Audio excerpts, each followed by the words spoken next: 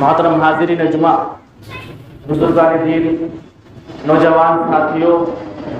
پیارے بچوں، عزیز ماں بہنوں، اللہ رب العالمین نے تمام کے تمام لوگوں کے حق حقوق مقرر کیے۔ اللہ نے اپنا بھی حق مقرر کیا جس کو حقوق اللہ کہا جاتا ہے، ساتھ ہی حقوق العباد بھی مقرر کیے جن کو بندوں کا حق کہا جاتا ہے۔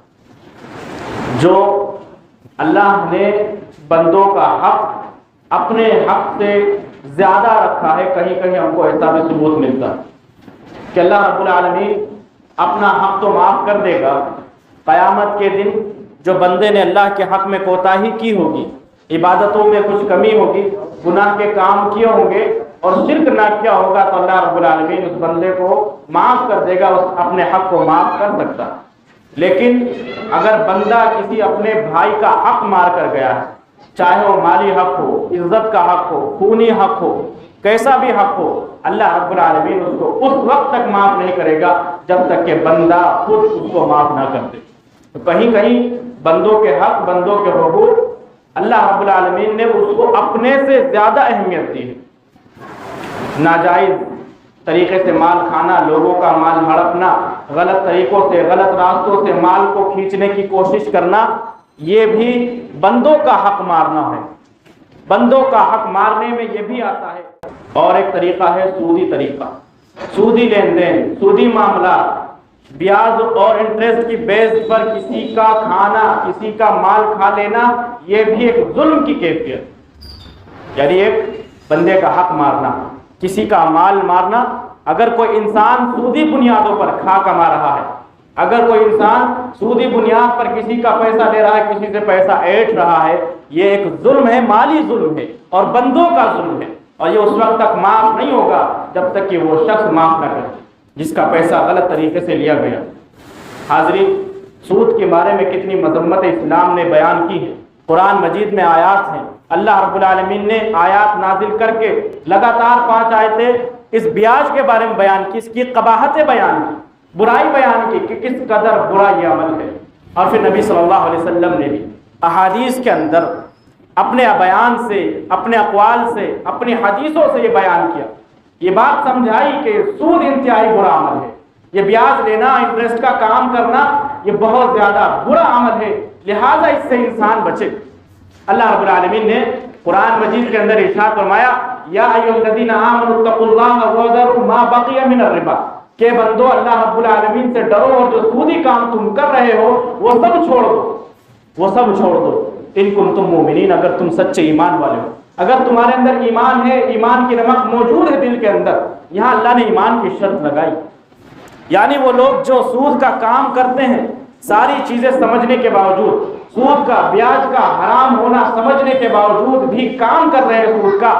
تو ان کو اپنے ایمان کا جائزہ لینا ہوگا، ان کو اپنا ایمان پرکھنا ہوگا، اپنا ایمان دیکھنا ہوگا کہ وہ کیا واقعتاً نبی صلی اللہ علیہ وسلم پر، نبی صلی اللہ علیہ وسلم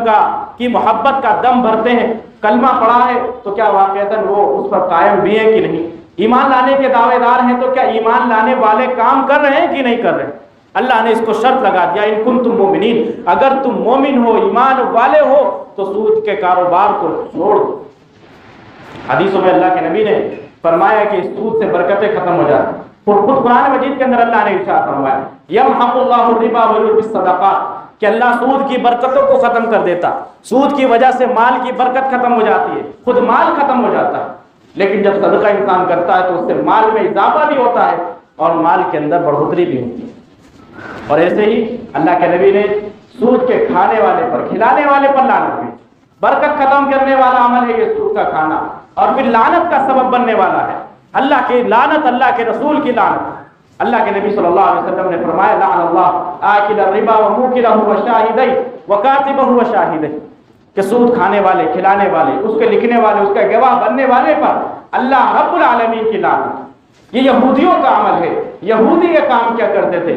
نبی صلی اللہ علیہ وسلم کی قوم کے لیے مناسب نہیں ہے، یہ زیب نہیں دیتا کہ وہ سودی کاروبار میں حصہ لے، سودی کاروبار میں بڑھ چڑھ کر کے کام کرے، بلکہ یہ تو یہودیوں کا عمل تھا۔ اللہ رب العالمین نے قرآن میں ان کی صفت کا ذکر کیا کہ اللہ نے ان پر لعنت بھیجی، اس لعنت بھیجنے کا ایک سبب تھا وَأَكْلِهِمُ الرِّبَا، کہ وہ سود کھایا کرتے تھے، اس سود کی وجہ سے ان کے اوپر اللہ رب العالمین نے لعنت بھیجی۔ اور پھر یہ دور جاہلیت کا بھی کام، دور جاہلیت وہ اسلام کے آنے سے پہلے کا ہے، اسلام کے آنے سے پہلے کا زمانہ، عرب کا وہ زمانہ جب اسلام نمودار نہیں ہوا تھا، جب نبی صلی اللہ علیہ وسلم کو رسالت نہیں ملی تھی، اس زمانے کا یہ عمل ہے، یہ جاہلیت کے دور کا عمل ہے یہ سود کھانا۔ اللہ کے نبی صلی اللہ علیہ وسلم نے فرمایا ربا الجاہلیہ موضوعہ، کہ سارے کے سارا جاہلی ربا جو جاہلیت میں، زمانے جاہلیت میں اسلام سے پہلے سود چلا کرتا تھا، وہ سب کا سب میں ختم کرتا ہوں۔ یہ سود کہیں سے بھی خیر نہیں لا سکتا، انسان کے لیے ہمیشہ سے ہی تباہی کا ذریعہ رہا ہے، اللہ رب العالمین کی لعنت کا سبب رہا ہے، برکت کو ختم کرنے کا سبب رہا ہے، انسان کو ٹینشن میں، پریشانی میں، ڈپریشن میں مبتلا کرنے کا یہ سبب بنا۔ اس سے خیر نہیں آتی، اس سے بھلائیاں نہیں ملتی ہیں، تو اس کے لیے انسان کو سمجھنا چاہیے، اس کی کوتاہی، اس کی تباہ کاریوں کو، اس کی تباہیوں کو دیکھنا چاہیے۔ اللہ کے نبی صلی اللہ علیہ وسلم نے ایک حدیث کے اندر ارشاد فرمایا درہم من ربا یاکلہ رجل وہو یعلم اشد من 36 زنیہ، کہ سود کا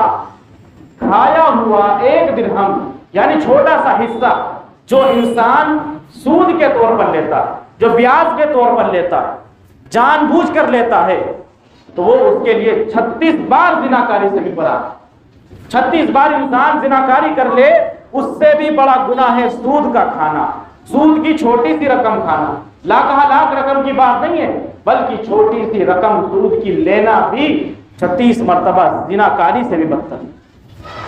اور اس کی شنیعت، اس کی قباحت، اس کی برائی نبی صلی اللہ علیہ وسلم نے یوں بھی بیان کی ہے، ایسے الفاظ میں بیان کی جس کا بیان کرنا، جس کو کہنا انسان، جس کو سوچنا بھی مناسب نہیں سمجھ سکتا۔ اللہ کے نبی صلی اللہ علیہ وسلم نے ارشاد فرمایا کہ زنا کے 73 دروازے، اللہ کے نبی صلی اللہ علیہ وسلم نے ارشاد فرمایا کہ سود کے 73 دروازے، 73، اور اس میں سب سے زیادہ چھوٹا ہلکا درجہ یہ ہے کہ انسان اپنی ماں سے زناکاری کرے، انسان اپنی ماں سے زناکاری کرے، سود کھانے کا یہ سب سے چھوٹا درجہ۔ اور اس سے بڑے درجات کی کیا بات کی جائے، اس سے بڑے جو درجے ہوں گے وہ کس قدر کبھی ہوں گے، کس قدر برے ہوں گے، انسان سمجھ سکتا۔ تو جو سود کھاتے ہیں اس کو خیال کرنا چاہیے، اس کے دل میں یہ احساس پیدا ہونا چاہیے، اس کے سود خوری کے چکر میں، اس کے بیاج کے چکر میں، انٹرسٹ کا کام کرنے کی وجہ سے وہ کس قدر مہلک اور قدرناک گناہ میں پڑا ہوا ہے، اس کو اس بات پر توجہ دینی چاہیے کہ یہ کام جو انسان جس کا تصور نہیں کر سکتا، جس کو سن بھی نہیں سکتا، سننا بھی ناگوار اس کو گزرے، لیکن وہ کام اس کو کر رہا ہے، انسان جانے نہ انجانے میں اس کام کو انجام دے رہا، وہ زناکاری کو انجام دے رہا، اتنا بڑا گناہ انجام دے رہا ہے، اس کے باوجود بھی احساس نہیں ہے، تو سمجھ لیجئے اس کا دل واقعتاً مردہ ہو چکا۔ وہ ایمان کی جو شرط اللہ نے لگائی ہے کہ اگر ایمان ہے تو سود کو چھوڑ دو، وہ ایمان مر چکا ہے، وہ ایمان اپنا دم توڑ چکا ہے، تبھی تو انسان اس برے کام سے باز نہیں آ رہا۔ اس برے کام سے اگر اس کو، اس کی قباحت اس کو معلوم ہوتی، اس کے دل میں اگر ایمان کی رمق ہوتی، تو واقعتاً وہ یہ کام کب کا چھوڑ چکا ہوتا۔ ایک اور حدیث کے اندر اللہ کے نبی صلی اللہ علیہ وسلم نے ارشاد فرمایا ما اکثر احد من الربا الا كان عاقبت امره الى قلہ، کہ جو بھی انسان سود کو زیادہ سے زیادہ لے گا، سود کا لین دین زیادہ سے زیادہ کرے گا، جتنا سود اس کا بڑھے گا، اللہ رب العالمین ایسے اس کے معاملے کو گھٹاتا جائے گا، کم کرتا جائے گا۔ سود لے گا، مال اس کا بڑھے گا، اس کو دکھ رہا ہے مال بڑھ رہا ہے، لیکن در حقیقت اللہ اس کے مال کو گھٹاتا ہے، اس کی برکت کو چھینتا ہے، اس کے مال کو کم کر دیتا ہے، اس کو تباہ کر دیتا ہے، ہلاک کر دیتا ہے، برباد کر دیتا ہے۔ حدیث ہے اللہ کے نبی صلی اللہ علیہ وسلم، جو جتنا بھی زیادہ سود لے گا اتنا ہی زیادہ اس کو خسارہ ہوگا، اتنا ہی اس کو گھاٹا ہوگا، اتنا ہی وہ نقصان میں وہ انسان جائے گا۔ اور اسی طرح اللہ کے نبی صلی اللہ علیہ وسلم نے ایک حدیث کے اندر ارشاد فرمایا، اسی سود کے کھانے کی وجہ سے دیکھیے اللہ کے نبی فرماتے ہیں میری امت کے کچھ لوگ ایسے ملیں گے، ایسے ہوں گے ایک زمانے میں، رات بھر گناہ کے کام کریں گے، لغو کام کریں گے، کھیل کود کے کام کریں گے، اور صبح جب وہ ہوں گے تو ان کی شکلیں بدل گئی، ان کی نسل بدل چکی ہوگی، ان کو اللہ رب العالمین بندر اور خنزیر کی شکل میں بنا دے گا، بندر اور سور کی شکل میں بنا دے گا، اور اس کی وجہ ہوگی کہ انہوں نے اللہ کی حرام کی ہوئی چیزوں کو حلال کیا ہوگا۔ انہوں نے زناکاریوں کو حلال کیا ہوگا، انہوں نے سود کو حلال کر لیا ہوگا، انہوں نے سود کو حلال کرنے کے بعد ریشم کو بھی حلال کیا ہوگا۔ یعنی جو حرام چیزیں ہیں اللہ نے جس کو حرام کیا ہے اس کو حرام نہ سمجھ کر کے حلال سمجھ کر کے کرنے لگے، اس کے لیے دلیلیں تلاش کرنے لگے۔ ایسے لوگ اگر ایک زمانے میں ہوں گے تو اللہ رب العالمین ایسے لوگوں کو بندر اور سور کی شکل کر دے گا۔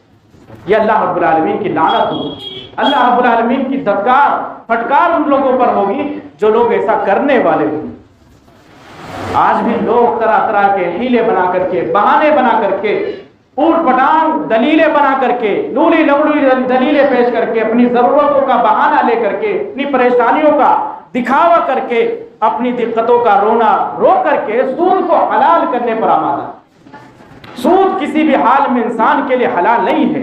کسی بھی حال میں انسان کو جائز نہیں ہے کہ وہ سود کو لے لے یا حاصل کرے۔ صرف ایک صورت ہو سکتی ہے، جس صورت میں اللہ نے سور کے کھانے کو حلال کیا ہے، جس صورت میں مردہ جانور کے کھانے کو حلال کیا ہے، جس صورت میں خون کے کھانے کو حلال کیا ہے، اس صورت میں تو سود کا کھانا حلال ہو سکتا ہے، وہ بھی بہت ساری کنڈیشن اور شرطوں کے ساتھ، لیکن اس کے علاوہ کوئی شرط نہیں ہے، اس کے علاوہ کوئی ایسی کیفیت نہیں ہے، اس کے علاوہ کوئی ایسی کنڈیشن نہیں ہے جس میں سود کو حلال کیا جا سکے، جس میں بیاج کو، اس کے لین دین کو حلال کیا جا سکے۔ کوئی بھی کنڈیشن ایسی نہیں۔ حالانکہ مسلمانوں نے اس کا معاملہ اتنا آسان سمجھ لیا، اتنا آسان سمجھ لیا، یہ تک کہہ دیا کہ اگر اسلامی ملک نہیں ہے تو اس میں سود لینا جائز ہوگا۔ کیا اسلامی ملک اگر نہیں ہے تو کیا انسان کے اوپر اسلامی قانون نافذ نہیں ہوں گے؟ کیا انسان اپنے اوپر اسلام کے قانون کو، اسلام کی تعلیم کو، اسلام کے سکھائے ہوئے راستے کو لاگو کرنے پر مجبور نہیں ہوگا؟ کیوں نہیں ہوگا؟ اگر اسلامی ملک نہیں ہے تو اس کے بعد بھی انسان پر ضروری ہے کہ اسلام کی ساری تعلیم کو اپنائے، اسلام نے جو چیزیں سکھائی اپنائے۔ ایسا نہیں ہے کہ ایسا کہیں بھی نہیں لکھا کہ اسلام کی تعلیم انسان پر ماننا اور اس پر چلنا اسی وقت فرض ہوگا جب اسلامی ملک ہو۔ ایسے ایسے بہانے اور ایسے ایسے راستے انسان نکال کر کے لاتا ہے اور کہتا ہے کہ سود کا کھانا حلال ہے۔ تو اگر کوئی ایسا کہتا ہے یا اس بنیاد پر سود کا لین دین حلال سمجھتا ہے تو یہ ساری وعیدیں اس کو سامنے رکھنی چاہیے کہ اللہ کے نبی صلی اللہ علیہ وسلم نے کس قدر خطرناک وعیدیں اس کو سنائی۔ 36 مرتبہ زنا سے بھی بدتر قرار دیا، ماں کے ساتھ زنا کرنے میں اس سے بھی زیادہ بدتر اس کو قرار دیا۔ اللہ کے نبی نے ایسے لوگوں پر لعنت بھیجی، ایسے لوگوں کو اللہ کے نبی نے کہا اگر یہ باز نہیں آئے تو ان کو بندر اور سور کی شکل میں بھی بنا دیا جائے گا۔ اللہ رب العالمین ان پر ایسے بھی لعنت بھیج سکتا۔ تو انسان کو سمجھنا چاہیے، سوچنا چاہیے۔ مزید اللہ کے نبی صلی اللہ علیہ وسلم ایک حدیث کے اندر ارشاد فرماتے ہیں اذا ظهر الربا في قرية فقد احلوا بانفسهم عذاب اللہ۔ یہ جب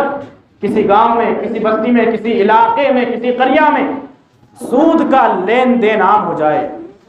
جب ان کے اندر سود بڑھ چڑھ کر کے کام کرنے لگے، وہ سودی کاروبار میں بری طرح سے ملوث ہو جائے، تو سمجھ لیجئے انہوں نے اپنے اوپر اللہ کا عذاب حلال کر لیا۔ اب اللہ کا عذاب آنے میں کوئی رکاوٹ نہیں ہے، کوئی بھی پردہ نہیں رہ گیا۔ اللہ کا عذاب کب آ جائے، ایسے لوگوں کو کب آ کر کے گرفتار کر لے، اپنی لپیٹ میں لے لے اور چپیٹ میں لے لے، کہا نہیں جا سکتا، کیونکہ اللہ کا عذاب ایسے لوگوں پر حلال ہو جاتا، ایسی بستی پر حلال ہو جاتا جن کے اندر سود کا لین دین عام ہو جاتا، جن کے اندر بیاج کا لین دین عام ہو جاتا، وہ اپنے اوپر اللہ رب العالمین کا عذاب حلال کر لیتے۔ یہ چھوٹی موٹی وعیدیں نہیں ہیں، بہت خطرناک وعید۔ اگر ایک وعید بھی انسان کے اوپر لاگو ہو جائے، اللہ اس کے ایک ہی وعید کا اس پر لاگو کر دے، نفاذ کر دے، انسان ہلاک ہو جائے، اس کے بچاؤ کا کوئی راستہ نہ بچے، اس کے نکلنے کی کوئی راہ نہ رہے۔ تو انسان کو سمجھنا چاہیے، ایسے لوگوں کو سمجھنا چاہیے، کیوں اپنے آپ کو ہلاکت اور بربادی کے گڑھے میں ڈھکیل؟ یہ دنیا چند دنوں کی ہے، مال و دولت آتا جاتا رہتا ہے، یہ ہمارے لیے آزمائش کا بھی ذریعہ ہے، تو اس کے لیے آزمائش میں کھڑا اترنا، مال و دولت کے لالچ میں اور زر کی ہوس میں اس قدر اندھیرا ہو جائے کہ دین کی تعلیم کا بھی پاس نہ رہے، دین کی وعیدوں کا بھی خیال نہ رہے، نبی صلی اللہ علیہ وسلم کی تعلیم کو بھی ہمیں توجہ نہ رہے۔ حاضرین، اللہ کے نبی صلی اللہ علیہ وسلم کو ایک خواب دکھایا گیا، ایک خواب دکھایا گیا اسی سودی معاملات کے سلسلے میں. اللہ کے نبی صلی اللہ علیہ وسلم فرماتے ہیں کہ میرے پاس دو لوگ آئے اور وہ مجھ کر لے کر چلے. حدیث طویل ہے, اس میں اور بھی چیزوں کا تذکرہ ہے. اللہ کے نبی فرماتے ہیں کہ میرا گزر ایک ایسی نہر سے ہوا جو نہر خون کی تھی. میرا گزر خون کی نہر سے ہوا. اس نہر کے اندر ایک شخص کھڑا ہے درمیان میں اس خون کی نہر میں, اور وہ تیر کر کے کنارے پر آتا ہے. کنارے پر ایک شخص کھڑا ہے جس کے پاس بہت سارے پتھر پڑے ہوئے ہیں. جب وہ اندر خون کی نہر کے اندر کھڑا ہوا شخص کنارے پر آتا ہے تو کنارے پر کھڑا شخص اس کے سر پر وہ پتھر پھینک کر کے مارتا ہے, اور پھر واپس سے وہ انسان خون کی نہر کے بیچ میں پہنچ جاتا ہے. اللہ کے نبی صلی اللہ علیہ وسلم ان سے پوچھتے ہیں کہ یہ کون لوگ, یہ کون شخص ہے, اس شخص کا معاملہ کیا ہے؟ اللہ کے نبی صلی اللہ علیہ وسلم کو بتایا گیا یہ سود خور ہے, سود کو کھانے والا یہ انسان ہے. یہ سود خور کی سزا, یہ سزا اس کے مرنے کے بعد شروع ہو جائے. ایسا نہیں کہ قیامت کا انتظار کیا جائے اور قیامت کے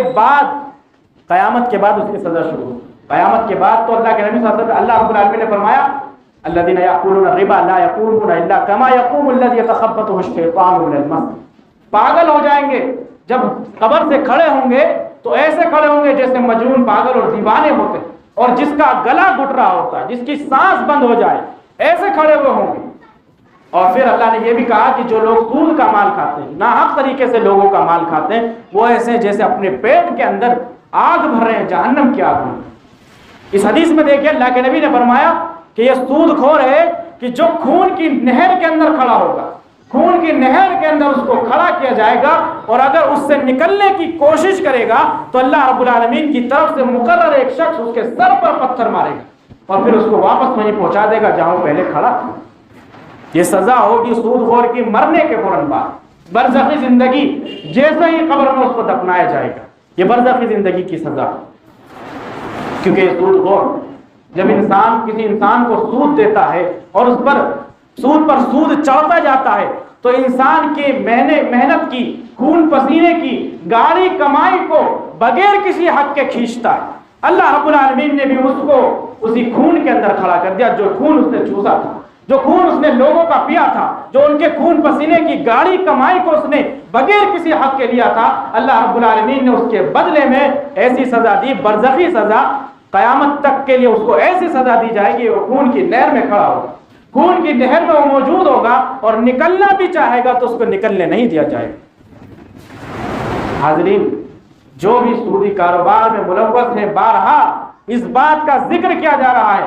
کہ اللہ کے واسطے ان کاموں کو چھوڑ دو, یہ کام صحیح نہیں ہے.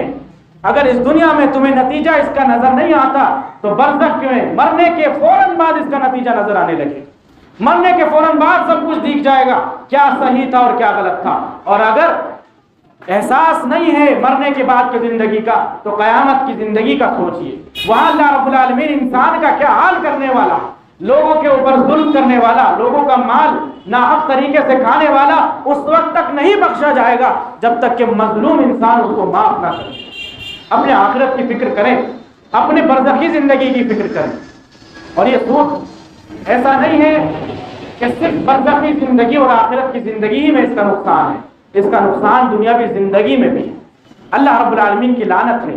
ایسے لوگوں پر جو یہ کام کرتے ہیں. اللہ رب العالمین برکتیں چھین لیتا ہے, اللہ رب العالمین نعمتیں اٹھا لیتا ہے ایسے لوگوں سے جو اس طرح کی حرام کاریوں میں ملوث ہوا کرتے ہیں. ہمارے سماج میں طرح طرح سے اور طریقے سے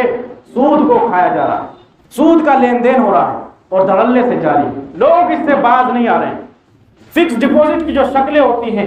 بینک کے اندر ایک انسان اپنا خاص پیسہ مخصوص رقم رکھوا دیتا ہے سال کے لیے, اور اس ایگریمنٹ کے ساتھ کہ جب میں اس کو نکالوں گا تو اتنا ایکسٹرا پیسہ مجھ کو ملے گا. یہ بھی سود کی شکل ہے, واضح سود ہے. اس میں واضح طور پر یہ بیاج کی شکل ہے کہ کوئی انسان ایک مخصوص پیسہ فکس ڈپوزٹ کر دے اور اس کے بعد ایک مدت کے بعد اس کو نکالے اور اس کو بڑھ کر کے وہ پیسہ ملے بغیر کسی محنت کے, بغیر کسی ایسے ذریعے کے جو حلال ذریعہ ہو کمائی کا. اگر اس کو پیسہ بڑھ کر کے مل رہا ہے تو وہ سود کا ذریعہ, وہ سود کا پیسہ ہے, وہ بیاج کا پیسہ ہے, وہ انٹرسٹ کا پیسہ ہے جس کو اسلام نے حرام کیا, اور اس پر وہ ساری وعیدیں لاگو ہوں گی جو اسلام نے اس پر وعیدیں گنائی. ساتھ ہی ساتھ ایجوکیشن کے نام پر جو لون لیا جاتا ہے، بینکوں سے جو قرضہ لیا جاتا ہے، اس میں بھی سود کا کاروبار شامل ہے، وہ بھی سود کی بنیاد پر ہوتا ہے۔ جب لون واپس کیا جاتا ہے تو اس پر بڑھا کر کے دیا جاتا ہے، یہ بھی سودی کاروبار ہے۔ ہوم لون یعنی گھر بنانے کے لیے جو قرض لیا جاتا ہے، گھر بنانے کے لیے جو لون لیا جاتا ہے، اس کے اندر بھی سود شامل ہے۔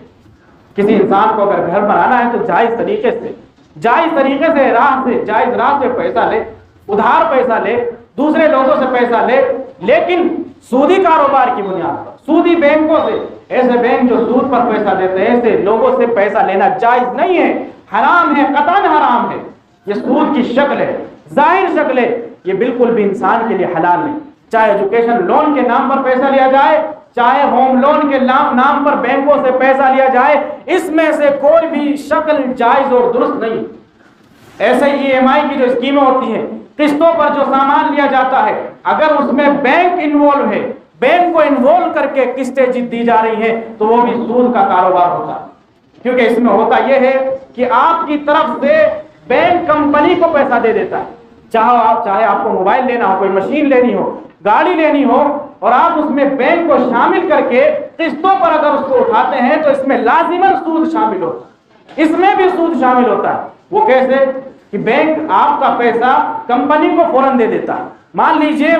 وہ چیز 1 لاکھ کی تھی تو بینک اس کو 1 لاکھ روپے ہاتھوں ہاتھ دے دیتا ہے، اور بینک آپ کی قسط باندھ دیتا ہے۔ ایک طرح سے بینک نے آپ کو ادھار دیا ہے، اور اس ادھار پر بینک آپ سے 1,10,000 1,20,000 اتنے روپے چارج کرتا ہے، تو یہ جو 10-20 ہزار اضافی رقم بینک لیتا ہے، یہ سود ہوتا ہے۔ یہ سود ہے، اور وہی سود ہے جس پر اسلام نے طرح طرح کی وعیدیں سنائی ہے، اور ایسی وعیدیں سنائی ہیں کہ شاید کہ ایسی وعیدیں کفار کو بھی نہیں سنائی گئی۔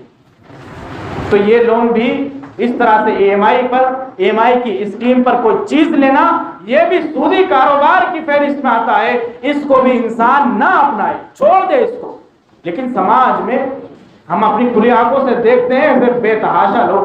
بے شمار لوگ، اور شاید کہ کوئی گھرانہ، کوئی خاندان بچا ہو جو اس اسکیم پر کام نہ کرتا ہو، حالانکہ یہ چیز بھی سودی کاروبار میں شامل، اس میں بھی سود شامل ہے، اس کو بھی ہمیں نہیں اپنانا ہے، چھوڑ دینا، یہ بھی ایک حرام کام ہے۔ اس کے علاوہ ایک بہت بڑی چیز اور بہت بڑا کام جو آج کل باقاعدہ شہروں میں بطور خاص ہوتا ہے، ہیوی ڈپازٹ پر گھر لینا، دکان لینا، مکان لینا، ہیوی ڈپازٹ پر جو چیز لی جاتی ہے وہ بھی سود کے دائرے میں آتی ہے، وہ بھی سود کا حصہ ہے۔ کوئی انسان کسی کو پیسہ دے دے، مان لیجئے 5-6 لاکھ کسی نے دے دیے، اور اس کے بدلے میں اس نے اپنا کمرہ دے دیا اور اس کمرے کا کرایہ نہیں لیتا۔ شرط یہ ہوتی ہے کہ میں جب آپ کا پیسہ واپس کروں آپ کو، آپ بھی میرے کمرے کی چابی مجھ کو دے دینا واپس، اور بیچ میں کوئی سا بھی کرایہ نہیں جائے گا،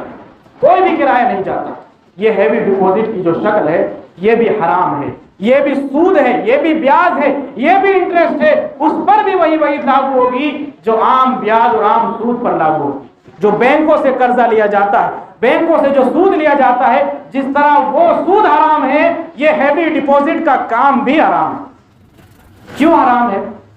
کیونکہ ایک اصول ہے، ایک قاعدہ ہے، کل قرض جر نفعا فهو ربا۔ ہر وہ قرض، ہر وہ ادھار جس کے بدلے میں انسان کو نفع ملے،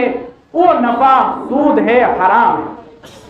یہاں پر پیسوں کی بات نہیں ہے کہ پیسوں کے بدلے پیسہ ملے تو سود ہے۔ پیسوں کے بدلے، ادھار کے بدلے کیسا بھی نفع اگر آپ مانگ رہے ہیں، کیسا بھی ایگریمنٹ نفع کے ساتھ کر رہے ہیں، وہ حرام کہلائے گا۔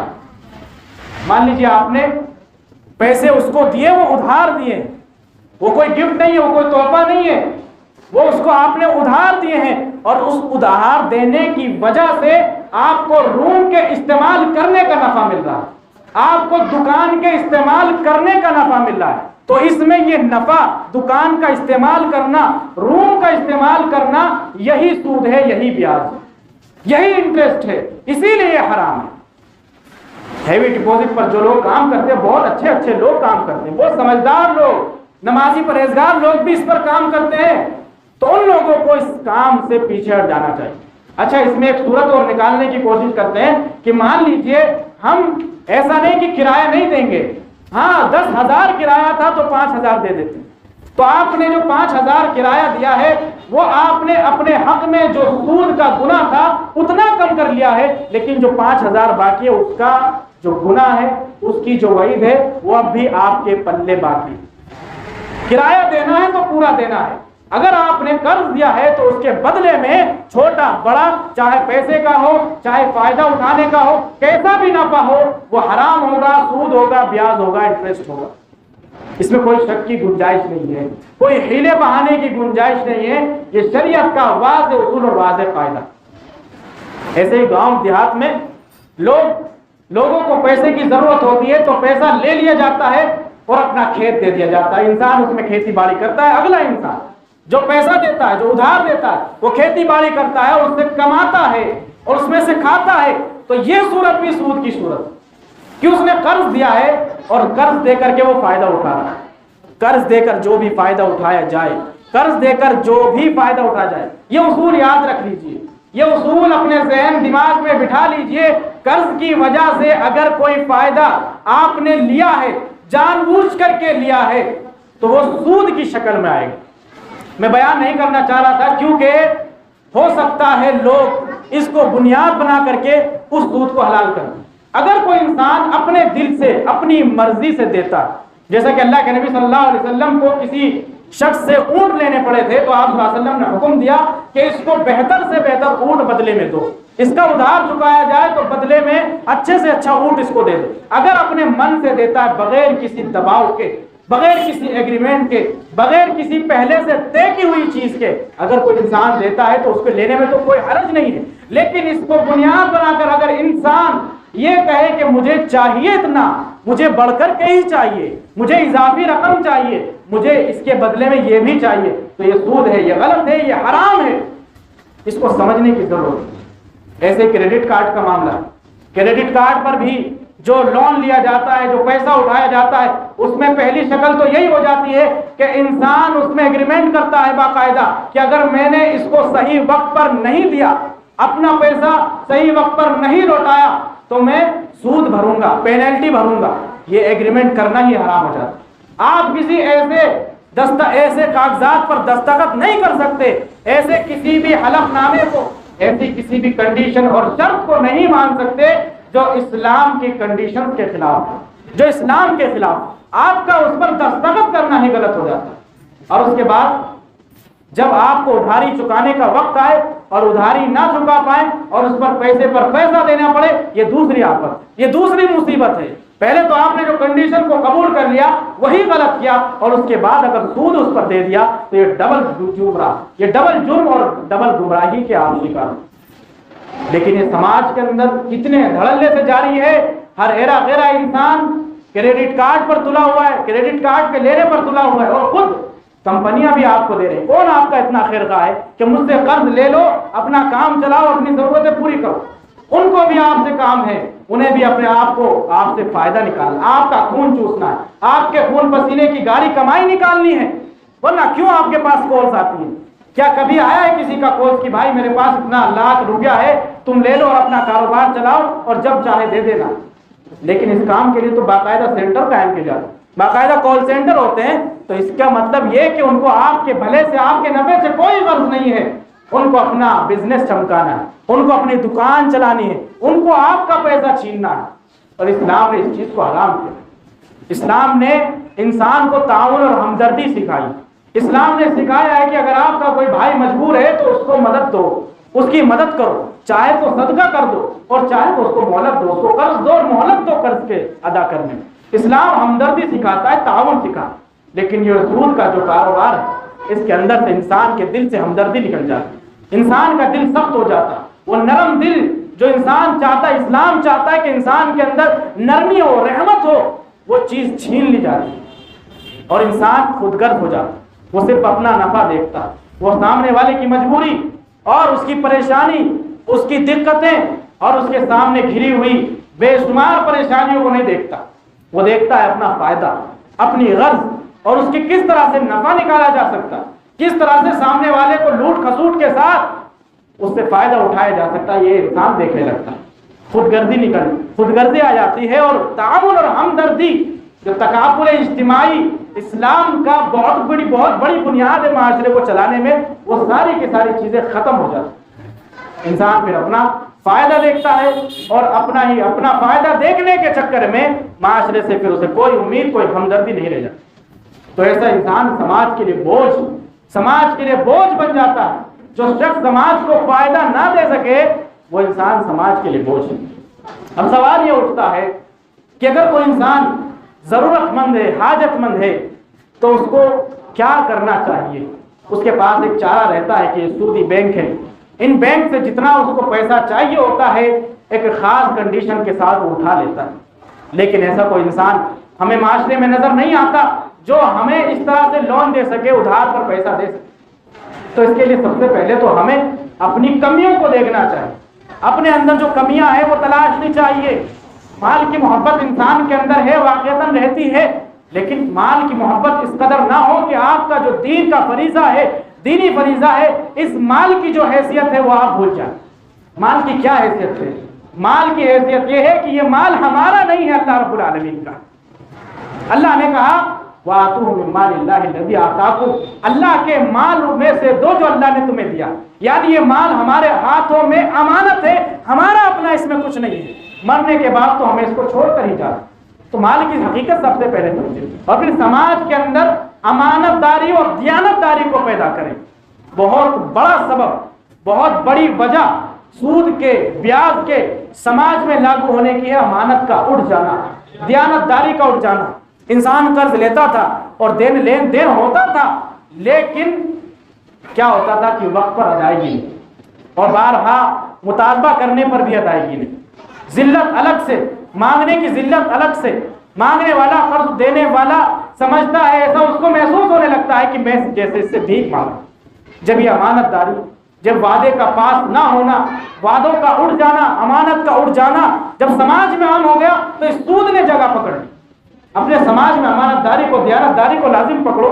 ایسے کئی واقعات میں نے دیکھے. ایسے گاؤں کو میں جانتا ہوں جس میں امانت داری کا فقدان اس حد تک وہ قسم کھا لے گا، 1000 قسمیں کھا کر کہے گا کہ شام تک آپ کو پیسہ لوٹا دوں گا، آپ کی امانت دے دوں گا، لیکن مجال ہے 1 سال کے بعد بھی آپ کو پیسہ مل جائے. جب یہ امانت داری اٹھی، جب یہ خیانتیں پیدا ہوئی، جب اس طرح کی روش اور اس طرح کی نیتیں لوگوں کی ہونے لگی، تو انسان تو لگائے گا سود کا ٹھپا. انسان کو تو چاہیے پھر سود کہ اگر تم نہیں دو گے بطور سزا ہی صحیح وہ سود کے لینے پر آمادہ ہو. تو سماج کو امانت دار بناؤ تو ان سب چیزوں کی ضرورت ہی نہیں پیش آئی. انسان اپنا جو وعدہ کرتا ہے وہ اس کو پورا کرے. اس سے اگر پیسہ لیا ہے، جس وقت کا وعدہ کیا ہے اس وقت پر اس کو لوٹا دے. اور خود قرآن مجید میں اس بات کی طرف ابھارا گیا ہے کہ اگر تمہارے بھائی پریشان ہیں، جو سود کی آیت ہے اسی آیت کے اندر اس میں ہے، اسی آیت کے اندر ہے وَإِن كَانُوا ذُو عُسْرَةٍ فَنَظِرَةٌ إِلَىٰ مَيْسَرَةٍ وَأَن تَصَدَّقُوا خَيْرٌ لَكُمْ، کہ اگر کوئی انسان تنگ حال ہے، اس نے آپ سے پیسہ لیا ہے تو اس پہ سود مت چڑھاؤ، اس کو اور مہلت دے دو، اس کے ساتھ ہمدردی کرو، اس کے ساتھ خیرخواہی کا معاملہ کرو، اس کو اور مہلت دے دو. اور اگر تم صدقہ کر دو، اگر اس مال کا صدقہ کر دو تو یہ تمہارے لیے بہتر ہے. یہ قرض ہو جائے گا اللہ کو. جو قرض آپ نے اس انسان کو دیا تھا وہ قرض لے لے گا اللہ رب العالمین اپنے ذمے، اور پھر وہ اس کو بھرپور طریقے سے لوٹائے گا. 1 روپے کا 700 روپیہ کر کے آپ کو لوٹائے گا. سماج کے اندر ان چیزوں کو پیدا اگر کرنا، اگر سود کو ختم کرنا ہے تو یہ طریقہ اپنائیں. اور ایک طریقہ یہ بھی ہے رہن کا طریقہ کہ انسان سود لے تو اس کے عوض گارنٹی کے طور پر ایک ایسی چیز رکھ دے جو اس مال کے برابر ہو. اور اس میں بھی یہ بات یاد رکھی جائے، جو شخص رہن لے رہا ہے، امانت کے طور پر پیسے کے بدلے کوئی چیز رکھ رہا ہے تو وہ اس کو استعمال نہیں کر سکتا. وہ اس کے پاس صرف امانت کے طور پر رکھی رہے گی، اس کا استعمال کرنا حرام ہے. بات اگر آئی ہے تو یہ بات بھی یاد رکھے، جو روم کرائے پر دیتے ہیں اور اس سے پہلے 50-1000 روپے کا ڈپوزٹ رکھواتے ہیں تو یاد رکھیے اس ڈپوزٹ کو آپ کے لیے استعمال کرنا حرام ہے. اس کو استعمال نہیں کر سکتے. وہ ہمیشہ محفوظ رہنا چاہیے کہ جب بھی وہ انسان چھوڑ کر جائے آپ کا روم تو آپ اس کا پیسہ اس کو لوٹا دیں. کتنے جھگڑے اور کتنی پریشانیاں اور کتنی ناچاکیاں، دل برائیاں اس وجہ سے کھڑی ہوتی ہیں کہ وہ ڈپوزٹ کا جو پیسہ رکھا ہوا ہے اس کو استعمال ہم لوگ کر لیں. یہ بھی غلط ہے. تو ان تمام چیزوں سے بچا جائے، سودی کاروبار کو ختم کیا جائے، سماج کے اندر، معاشرے کے اندر ہمدردی اور تعاون کو بڑھایا جائے، مال کی حقیقت کو سمجھا جائے کہ یہ مال ہمارا نہیں کہ اللہ رب العالمین کا ہے، امانت داری اور دیانت داری کو بڑھاوا دیا جائے، وعدوں کا پاس کیا جائے، وعدہ خلافی نہ کی جائے۔ اللہ رب العالمین نے ارشاد فرمایا انما کان قول المؤمنین اذا دعوا الی اللہ ورسولہ ان یقولوا سمعنا واطعنا، کہ مومنوں کا حال تو یہ ہوتا ہے جب انہیں اللہ اور اس کے رسول کی بات سنائی جاتی ہے تو وہ کہتے ہیں کہ ہم نے مانا ہے، ہم نے سن لیا ہے اور ہم نے اطاعت کی ہے۔ اگر آپ کے دلوں میں، آپ کے سمجھ میں، آپ کے ذہن میں یہ باتیں اتری ہیں اور آئی ہیں، آپ نے یہ باتیں سنی ہیں، تو اللہ کے واسطے سودی کاروبار کو چھوڑ دیجئے، اور جو بھی کاروبار کی لسٹ میں نے گرائی ہے، چاہے وہ فکس ڈپوزٹ کی شکل میں ہو، ہیوی ڈپوزٹ کی شکل پہ ہو، چاہے وہ ہوم لون ہو یا ایجوکیشن لون ہو، کریڈٹ کارڈ ہو، سودی EMI ہو، وہ سارے کے سارے کاروبار چھوڑ دیجئے، سارے کے سارے اسی سود میں، اسی بیاج کی شکل میں سے ایک شکل ہے جو اللہ رب العالمین نے حرام کی ہے، جس پر اللہ نے لعنت کی، برکت کے چھن جانے کی، زناکاری کی ایسی ایسی سزائیں سنائی ہیں۔ اللہ رب العالمین سے دعا ہے کہ اللہ رب العالمین ہمیں سمجھ کی توفیق دے، حسن عمل کی توفیق دے، ہمارا ایمان مضبوط فرما، ہمیں سمجھ دے کہ اللہ رب العالمین ہم ان کی برائیوں کو سمجھ سکیں، ان کی تباہ کاریوں کو سمجھ سکیں۔ یا رب العالمین ہمارے معاشرے کو اخلاقی معاشرہ بنا، جس کے اندر اخلاق ایسے ہوں کہ ایک دوسرے کی مدد کریں، ایک دوسرے کے ساتھ ہمدردی کریں۔ یا رب العالمین ہمیں نبی صلی اللہ علیہ وسلم کے طریقے پر، آپ کی سیرت پر، آپ کے اسوے پر چلنے والا بنا۔ آمین۔ وآخر دعوانا ان الحمد للہ رب العالمین۔